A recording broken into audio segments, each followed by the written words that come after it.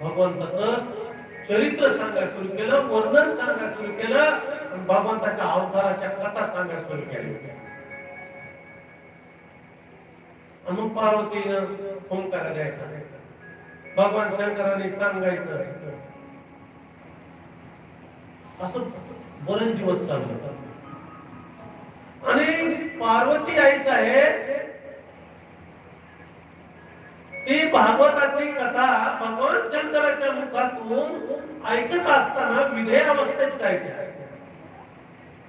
समाधी लागायची पार्वतीला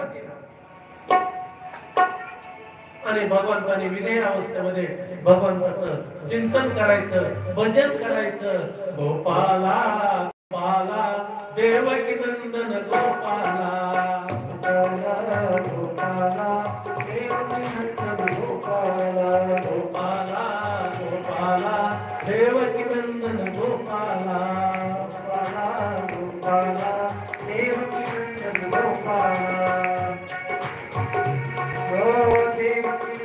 गोपाला.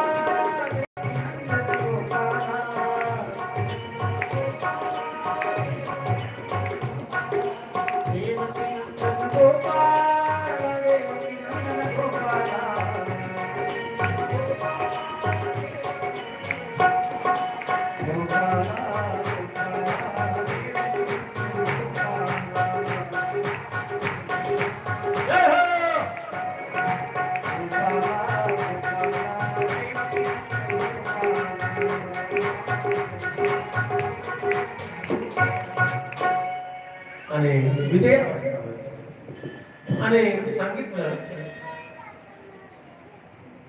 पार्वती माझ्या भगवंताचे अनंत अवतार आहे, पण भागवतामध्ये दश अवतार म्हणून सांगितले. तो कसा आहे? तो अनंत नावानं. काय काय सांगते माझ्या भगवंताचं वर्णन? जळी तळी काष्टी पाशाने पाहिजे तिकडे माझा भगवंत आहे आणि पाहिजे त्या नावात आणि रूपात आहे. मग पार्वतीने विचारलं, पिंपळाच्या वृक्षामध्ये आहेत का भगवान? भगवान शंकराने सांगितलं, पिंपळाच्या वृक्षात ते तर प्रिय आहे. अगं प्रिय, सांगतो तुला, ते पिंपळाचा वृक्ष म्हणजे काय आहे? मूलतो ब्रह्मरूपाय, मूलतो ब्रह्मरूपाय मध्यतो विष्णू आग्रत शिवरूपाय वृक्षराजाय नमः. पार्वती, पिंपळाच्या बुडाला ब्रह्मदेव आहे, मध्यभागी विष्णू आहे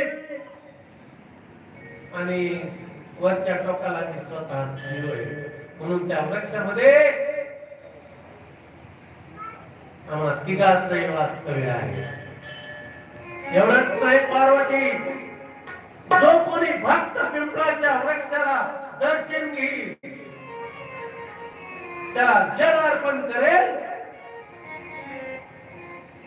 त्याचं दुःख संकट दूर करण्याची शक्ती त्या पिंपळाच्या वृक्षाला आहे.